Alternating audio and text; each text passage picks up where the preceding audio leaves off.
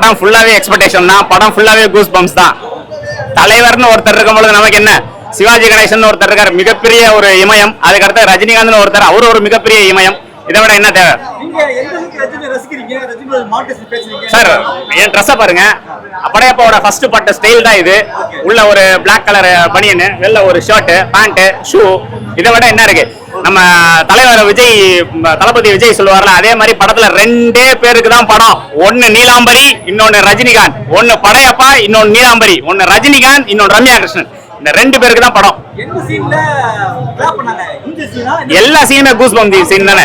எல்லா சீனுமே goose pump scene தானே. First பாம்பு எடுக்கிற சீனா இருக்கட்டும், அதுக்கப்புறம் பாத்தீங்கன்னா நம்ம ஒரு ஃப்ளூட் வாசிக்கிற சீனா இருக்கட்டும், அதுக்கப்புறம் பாத்தீங்கன்னா அப்படியே தொடர்ந்து வரும்பொழுது பாத்தீங்கன்னா நம்ம சொத்தை பறி கொடுத்துருவாரு, அப்ப கார்ல வந்து சுருட்டை வச்சுட்டு இறங்குற அந்த ஹையர் ஷாட் சீனா இருக்கட்டும், அதுக்கப்புறம் பாத்தீங்கன்னா சுத்ரார்ல கைய அந்த சீனா இருக்கட்டும், அதுக்கப்புறம் பாத்தீங்கன்னா லாஸ்ட்ல இந்த படையப்பனோட படையப்பாருங்கிற சொன்ன சீனா இருக்கட்டும், ஊஞ்சல புடிச்சு இழுக்கிற சீனா இருக்கட்டும். எந்த சீன் தரைவா கூஸ் பம்ப்ஸ் இல்ல.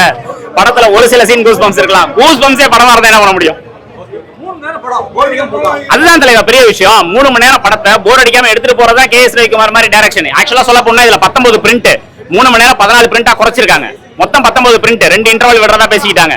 கமலஹாசன் சார் உள்ள பூந்து வேணாம், அதெல்லாம் வந்து அந்த காலத்துல சரியா இருக்காது 99 அப்படின்னு சொன்னதுனால 19 பிரிண்ட் 14 பிரிண்டா குறைச்சிருக்காங்க. 14 பிரிண்டா குறைச்சே 3 மணி நேரம். அப்ப 19 பிரிண்டா இருந்தா நீங்க நினைச்சு பாருங்க, இன்னும் மீதி இருக்கிற பிரிண்ட்டுமே வந்து 5 பிரிண்ட்டுமே கூஸ் பம்ப்ஸ் தான்.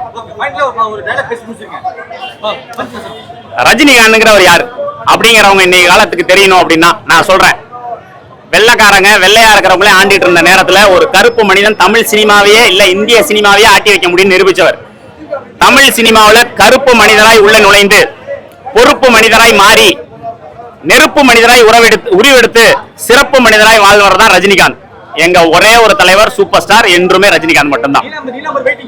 நீலாம்பரி 2க்கு வெயிட்டிங் தான் நிச்சயமா. ஏன்னா ரம்யா கிருஷ்ணன் ஒரு பெரிய ஒரு இன்ஸ்பிரேஷன். கண்டிப்பா நீலாம்பரி 2க்கு வெயிட்டிங்.